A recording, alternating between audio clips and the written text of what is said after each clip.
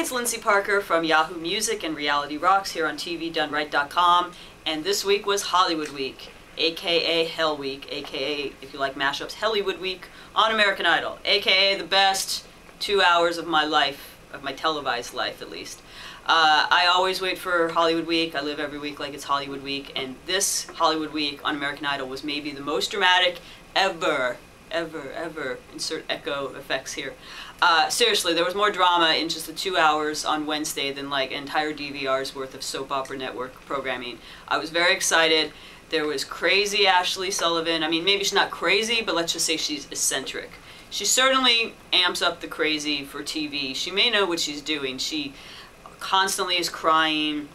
Her poor boyfriend's always comforting her. She unravels every time she has to sing. There's some talent in there somewhere, but I think her real talent might be getting screen time because the Idol producer just love exploiting her. I can't believe she's still in the competition, but at least she's making for some interesting TV. However, if she makes the top 40 or 20, when people that I love, like Sarah Sellers and Rob Bolin, are gone, I am going to have to go picket the Fox headquarters, because that will not be cool. Anyway, in other drama news, there was J.C. Bado. Is he Bado? But you know what? Clint Gamboa thought he was a Badon't. Clint Gamboa was one of my favorites, but now I'm not so sure. He kicked poor little 15-year-old J.C. out of his group at like 1 a.m., and J.C. cried, and he was accepted to a new group at the last minute, but he didn't know the lyrics, and it was very sad. And Clint, you ended up looking like an ass. I don't care if you were in The Room, which is an awesome film, or he wasn't in it, but he was on the soundtrack, whatever. I don't care if you were associated with The Room. I do not care that you actually are an awesome singer and you've got these rad glasses, these little Mr. Peabody spectacles. That was not cool. And the thing is, we all have to remember that American Idol is a popularity contest at the end of the day, and JC is America's sweetheart, and now Clint Gamboa is America's enemy #1.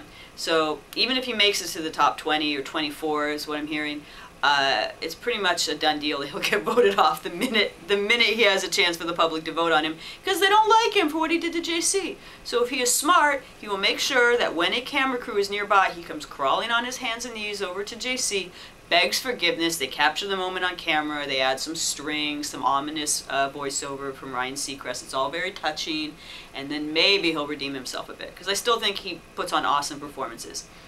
But anyway, speaking of awesome performances, how about that Casey Abrams? That guy is the ish. He is amazing. He's the guy with the stand-up bass, sometimes with melodica, the Fraggle Rock Seth Rogen guy. He is good, man. He is good. He's maybe a little too good for American Idol, if that's okay for me to say. I mean, he's got this jazz thing going on. He is just so cool. There's nothing like him on American Idol I've ever seen, and his performance on Thursday night was such a breakout, as with Jacob Lusk. I don't know where they've been hiding this guy. They've been like waiting to wheel him out for a dramatic moment. Barely saw him early in the season, and all of a sudden he comes out and he takes American Idol to church. He sang his butt off. He sang it so much he started crying, not in Ashley Sullivan style way, but just in, you know, he knew he'd done good, and it was like this powerful moment, and it was very touching. I was almost in tears myself. I'm also loving this Carson Higgins dude. He could be the Norman Gentle of the season. Does anyone remember Norman Gentle? Because he was awesome. Carson Higgins is one headband away, one pair of Bermuda shorts away from being the new Norman Gentle. He's funny. He's entertaining. He does Bobby Brown songs the right way with swagger and humor. Swagger. See how cool I am that it said swagger and says swagger. Swagger and humor. And those are my top 3 as of this week: Casey, Jacob, and Carson. Oh, I gotta say Brett Lowenstern, though, is still probably my favorite guy. I'm almost ready to get a perm, so I'll have hair like his, because he's that cool. So next week they all go to Vegas. It's going to be kind of interesting since there's so many under 21-year-olds this year that they won't really get to have much fun in Vegas. I'm sure the stage moms will be running amok, getting all the free drinks courtesy of Fox, while the minors are at Circus Circus. But they'll all eventually sing with the Beatles. I'm kind of tired of hearing the Beatles on American Idol, but oh well, it should be interesting. And then finally the Green Mile episode, the most dramatic episode of the season, the one where they all walk to hear their fate. That's going to be good. That's next Thursday. So I'll be back next week to talk about all of that. Vegas, baby, Vegas! And Parker out for now.